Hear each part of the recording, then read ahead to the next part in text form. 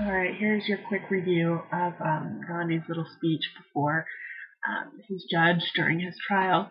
It's commonly said, called Gandhi Defends His Belief speech. Um, I really love this quote that he uses here. First they ignore you, then they laugh at you, then they fight you, then you win. It's very indicative of Gandhi and his beliefs. Um, and I think this speech definitely highlights this kind of mentality that he has. You know, they ignore you, they laugh, and they want to fight, and that's when you win, is when they become violent, because you have the upper hand with nonviolence. So just a quick overview of his speech. I think it's really beautiful how initially he says, look, I accept my punishment. I'm here graciously, gladly accepting any punishment you'll met out against me. He says the gracious court general guy is right. I'm absolutely guilty of everything he's charging me with. So, I'm here to accept that.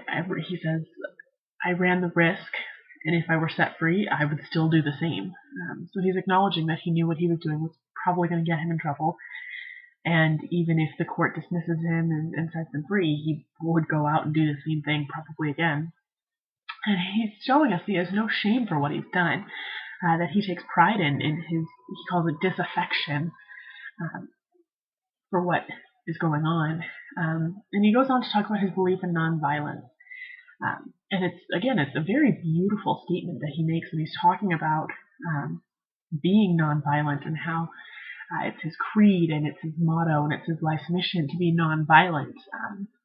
And how violence just breeds more violence, and violence breeds evil. And so in order to stop the evil, we have to be nonviolent. It's a really lovely, lovely sentiment. And he says to the judge, either you have to resign because you don't believe in the charges, or you have to give me the severest penalty possible because you do believe in them. Those are your two options. So he's really calling the judge to the carpet and saying, this is it. Either you believe in what you're doing or you don't. And if you believe in it, then give me the severest penalty. Lock me away, murder me if that's what the charges suggest. But if you believe in what I'm doing, if you believe that this government system that we're living in is corrupted, resign. Say, I will not be a part of this, and walk away. There can be no middle ground for Gandhi. And it's a really fascinating approach to this nonviolence, and it's a gutsy thing to do, to say to a judge, either you need to resign or you need to give me the stiffest penalty possible. And it is a very powerful speaking device. A little background in case you're not super familiar with what's going on here. At this time, India is a colony of England.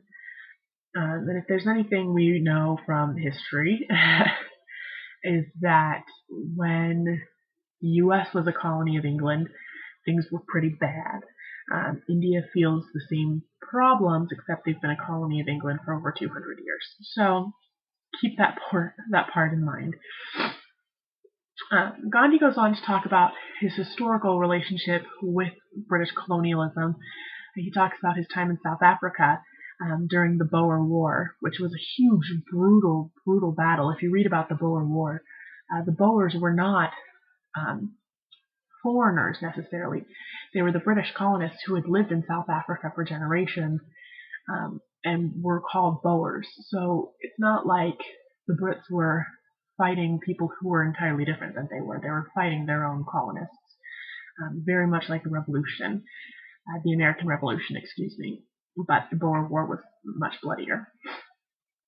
So anyways, Gandhi talks about how he's unfairly treated by the Brits because he was Indian. He says, I thought I had no rights because I was a man, but it turns out I had no rights because I was an Indian man. So it's a very fine distinction he makes there, that although Britain is their colonial master, they're treated so poorly. And so he talks about, even though I raised up this volunteer army to help fight for the British in the Boer War, I was still mistreated. And he talks about this is kind of the beginning of his disaffection for Britain. And he makes the observation that this government system, this colonialism, has made India helpless. And because of Britain's colonialism and imperialism, India has no concept of how to govern itself. It has no concept of self-determination, and only knows violence as it has been taught by Britain. And he goes a step further to say that the Brits don't realize that they've done this to the Indians, and the Indians don't realize that the Brits have done this to them. So we have this huge dynamic problem where Britain has made India helpless by being its overbearing mother, and India has no concept that it is helpless. But Gandhi sees it, and again, he talks about his disaffection. He says this is an unnatural state we are living in.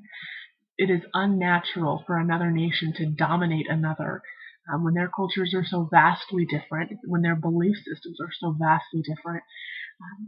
And he says he will continue his disaffection through nonviolence. He will continue to say, I do not want to be a part of the British Empire, but he will not do so violently. And remember, this is the most important thing about Gandhi, is he's such a proponent of nonviolence, and he's one of those people who says, if you want to engage in violence, then you cannot be a part of this cause. Again, thinking back to what he says to the judge, resign or give me the stiffest penalty. There is no middle ground. Either violence or nonviolence. There is nothing. There is nothing in between. You will either be nonviolent or you will be violent. And he says violence breeds evil, and we will not be evil.